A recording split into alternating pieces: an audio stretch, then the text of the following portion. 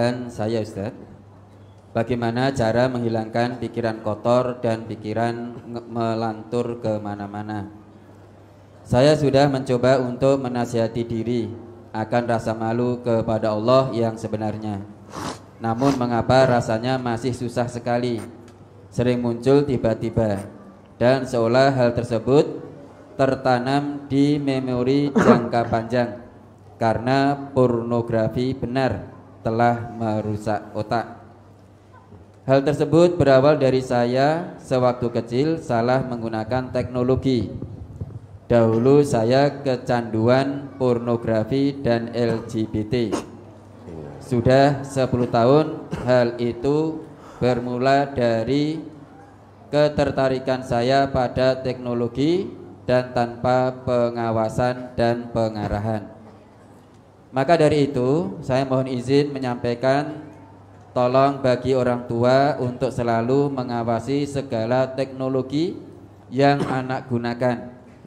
Karena teknologi apapun saat ini berpotensi menjerumuskan jika orang tua sudah merasa dapat mengkontrol anak. Anak yang sudah kecanduan akan lebih pintar dan menemukan 1001 cara mengakali orang tuanya. Itu berdasarkan pengalaman pribadi.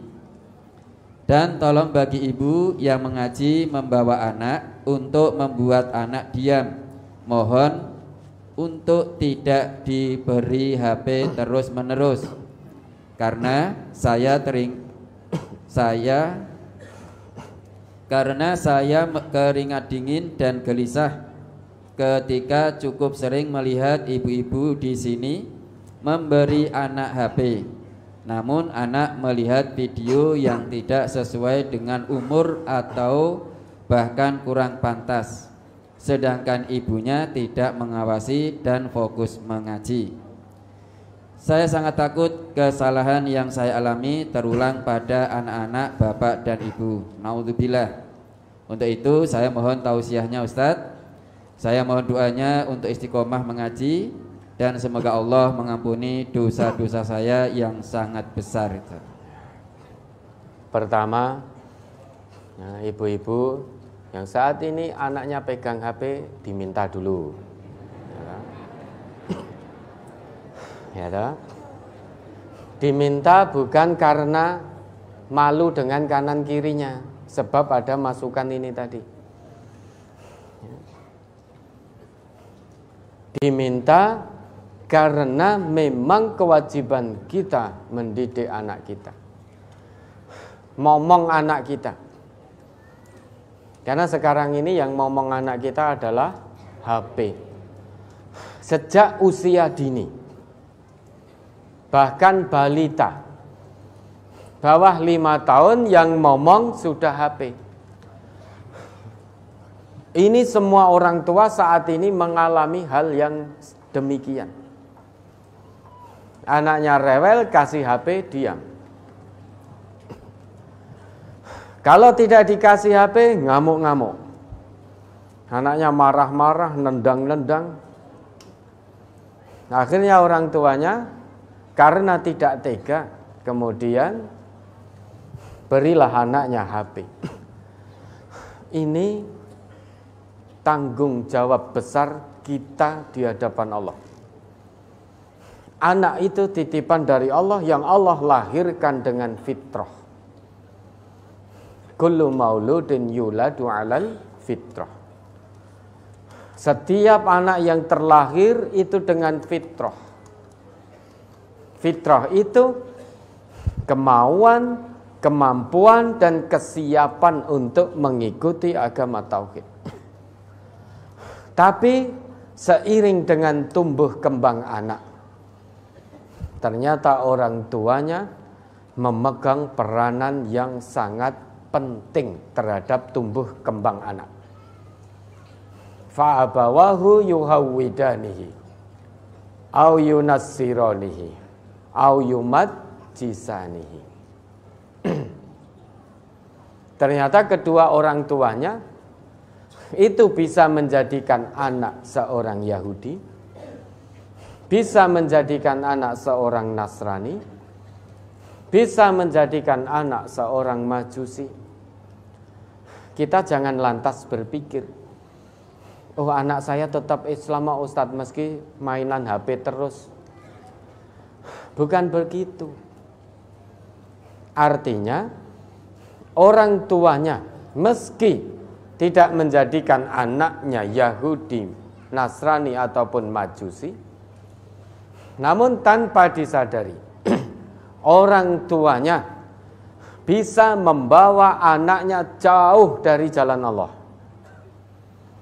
Gara-gara diberi kelonggaran, keleluasaan dengan HP dan internetnya sejak usia dini. Setiap detik, setiap menit, setiap jam, setiap hari, dan seterusnya, orang tuanya ternyata berperan menjadikan anaknya jauh dari tuntunan Allah, jauh dari tuntunan Rasulullah melalui HP. Ini ada hisab di hadapan Allah. Kenapa anakmu kamu biarkan dimong oleh HP tanpa kamu awasi? Sehingga akhlak anakmu tumbuh kembangnya sejak dini dirusak oleh HP, dirusak oleh internet. Sehingga anak akan meniru apa yang dilihat dalam HP-nya. Anak akan berkata dengan apa yang didengar dari HP-nya. Itu sejak dini. Padahal yang namanya ilmu yang dilihat oleh anak, yang didengar oleh anak, sejak kecil itu akan membekas sekali, kuat sekali dalam memori.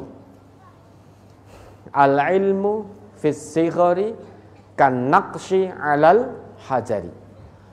Sehingga memori yang melekat pada anak terkait apa yang anak lihat, apa yang anak dengar sejak kecil, itu sangat kuat dalam memori anak. Tidak akan hilang seperti ukiran di atas batu. Panjenengan mengukir di atas batu, itu sulit hilangnya ukiran itu. Dan itu hanya bisa didapat oleh oleh manusia ketika sejak kecil.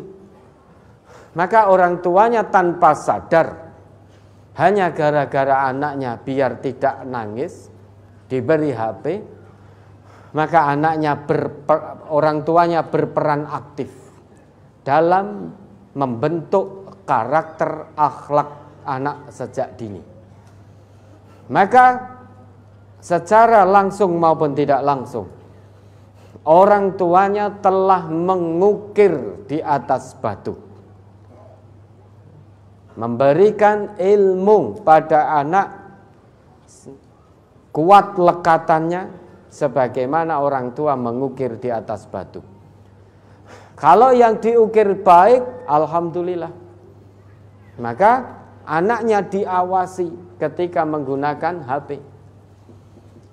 Apa yang dilihat, apa yang dibuka, terus didampingi di sampingnya. Engkau anaknya ngalih rono, jenengan juga ikut ngalih, mendampingi anak. Anak ngoten mboten saged napa-napa Ustaz. Kalau tidak bisa ngapa-ngapa, ya sudah, ambil HP-nya. Ambil HP-nya, ajak anak beraktivitas dengan yang sesuai dengan usianya. Maka orang tua harus siap bermain dengan anak. Orang tua harus siap. Sing bapak-bapak ya kadang delian dengan anak, jelungan. Pun boten kober. Ya nanti kalau pulang kerja,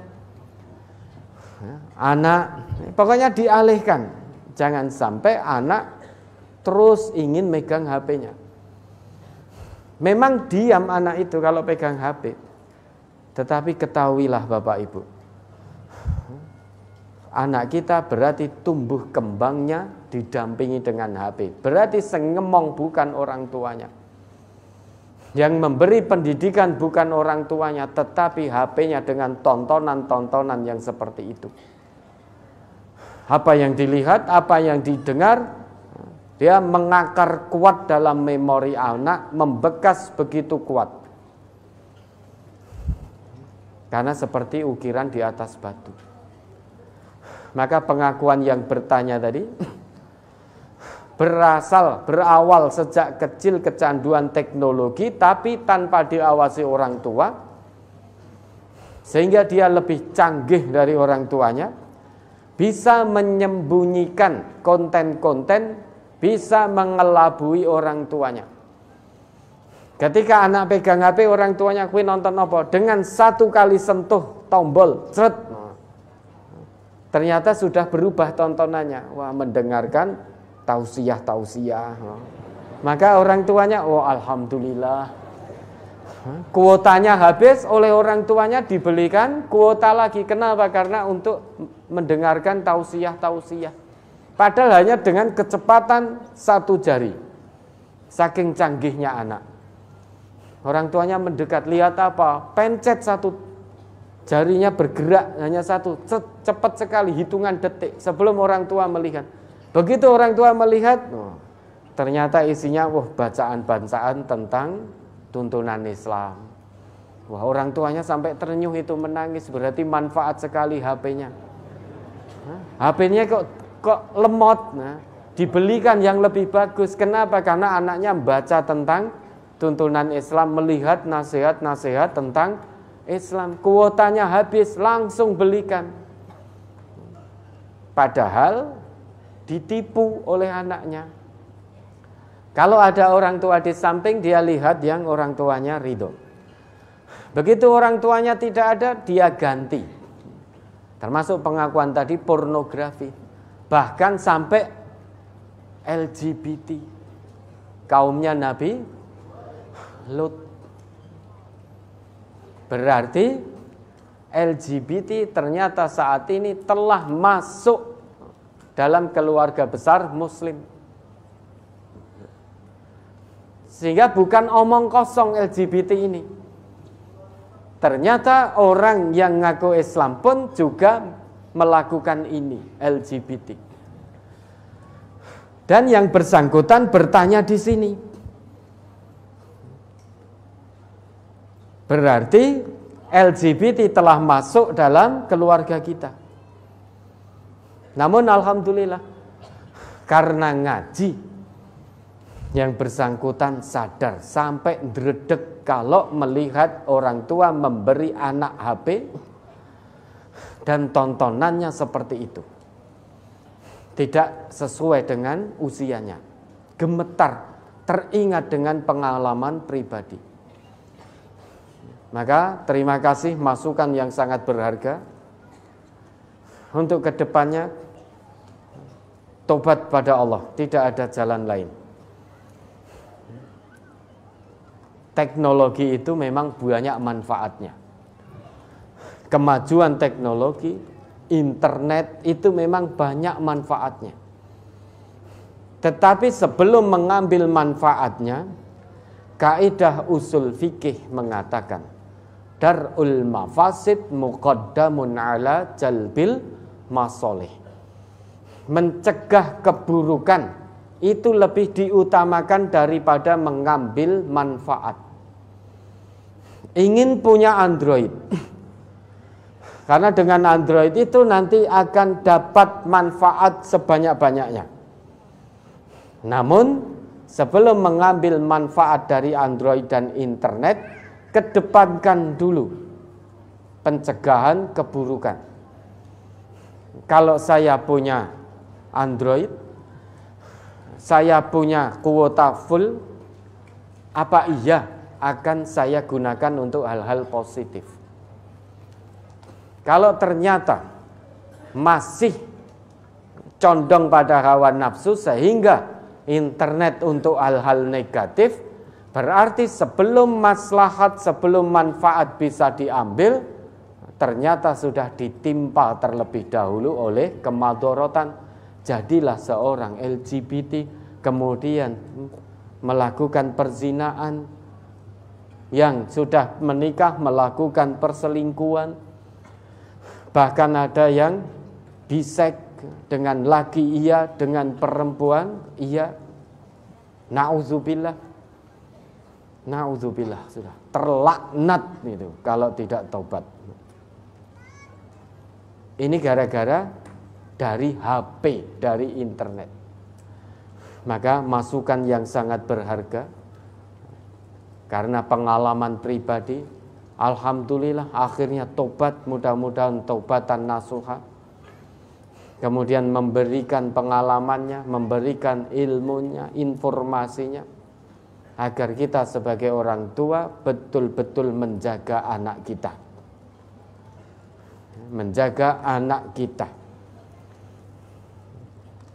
Bagaimana kita tadi yang bersangkutan ingin bertobat namun terus dihantui perasaan teringat masa lalu.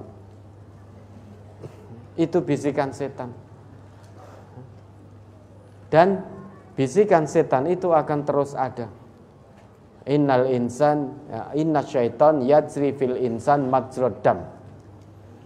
Sesungguhnya setan itu akan masuk ke dalam manusia dalam arti terus membisikkan bujukan, tipuannya, rayuannya. Itu kecepatannya, kelancarannya seperti aliran darah. Jadi bisikan setan itu sangat dekat sekali kepada kita. Alirannya sangat cepat sekali. Sebagaimana kecepatan aliran darah, kelancaran aliran darah yang mengalir di tubuh kita. Artinya selama kita hidup, selama itu pula setan akan berusaha membisiki kita. Begitu datang bisikan itu, cara melawannya jadikan setan sebagai musuh. Sebagaimana yang tadi sudah dijelaskan. Jangankan kita. Dulu pernah ada 2 sahabat dari Ansor pernah termakan bujuk rayu setan. Ketika di tengah malam melihat Nabi sedang iktikaf, kemudian keluar bersama seorang perempuan. Maka 2 laki-laki Ansor tadi lantas bergegas. Karena pada waktu itu malam gelap. Tidak ada cahaya seperti saat ini. Tapi beliau berdua ini melihat Nabi dengan seorang perempuan. Bersama siapa Nabi ini? Setan membisikkan. Maka 2 sahabat Ansor tadi mempercepat langkah kakinya. Ingin melihat Nabi itu, siapa perempuan yang bersama Nabi. Engkau gek-gek, jangan-jangan. Ini setan. Masuk.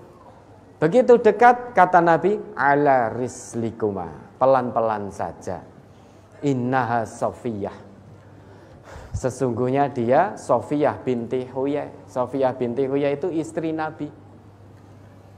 Setelah melihat itu, 2 sahabat Ansor tadi mengatakan, Masya Allah ya Rasulullah.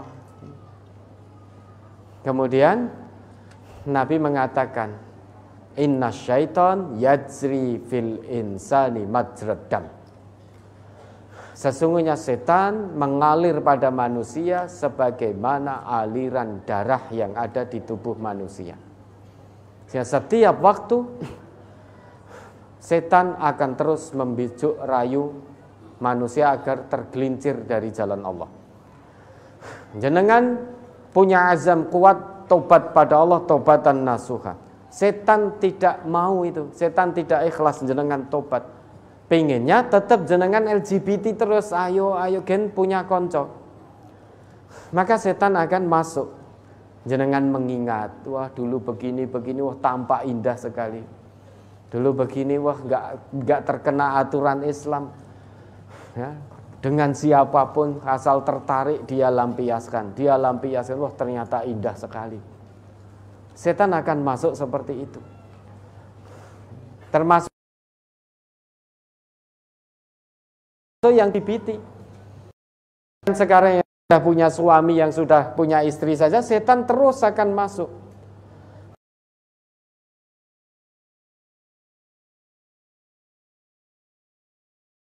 mengingatkan pada teman SMP-nya, mengingatkan teman SMP, mengingatkan teman kuliahnya, oh itu lebih cantik daripada istrimu, oh itu lebih tampan daripada suamimu, coba dicari nomornya, cari akun medsosnya.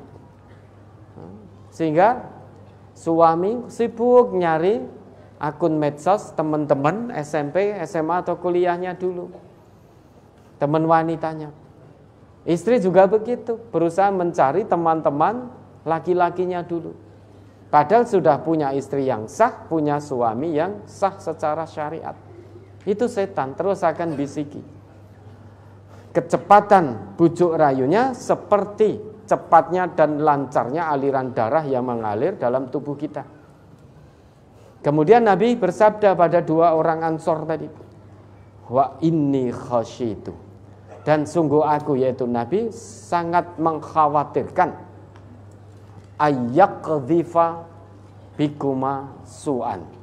Setan membisikkan sesuatu yang jahat kepada kalian berdua. Dengan melihat Nabi, di samping Nabi seorang perempuan, maka setan masuk. Itu Nabi bersama siapa perempuan itu? Langkahnya dipercepat, pengen tahu sebetulnya Nabi dengan siapa. Begitu sampai di hadapan Nabi, dekat Nabi, Nabi perintahkan ala rislikuma, hati, jalan pelan-pelan, pelan-pelan saja, tidak perlu terburu-buru. Perempuan yang bersamaku ini adalah Sofiyah. Itu sahabat Ansor, hampir termakan oleh bujuk rayu setan. Apalagi kita. Nah, bagaimana? Lawan terus bujuk rayu setan, lawan terus. Kemudian bagi orang tua, termasuk kita-kita ini, jaga anak kita dengan baik. Itu menjadi hisab kita di hadapan Allah. Salah satu yang akan dihisab oleh Allah terkait dengan amanah anak. Bagaimana kita mendidik anak kita?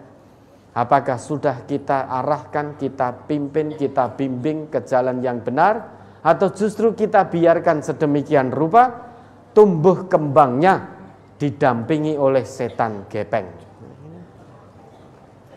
Tumbuh kembangnya berarti yang mendidik, yang ngemong itu setan gepeng, bukan bapak, bukan ibunya. Tanggung jawab di hadapan Allah besar sekali. Hujah apa yang akan kita bawa sampai di hadapan Allah. Maka maksimal betul awasi anak kita. Didik anak kita, bimbing anak kita, gandeng tangan anak kita menuju jalan yang Allah ridhoi. Tidak mengapa kita berpenat-penat, berlelah-lelah di dunia ini dalam mendidik anak. Insya Allah selamat dunia akhirat. Daripada kita tidak, namun ternyata anak kita sing ngomong setan gepeng, sehingga kita dunia tidak lelah, akhirat lelah luar biasa. Maka ku anfusakum wa ahlikum naro. Ya, mudah-mudahan bisa menjalani kehidupan sisa hidup ini dengan tobat nasuha kepada Allah.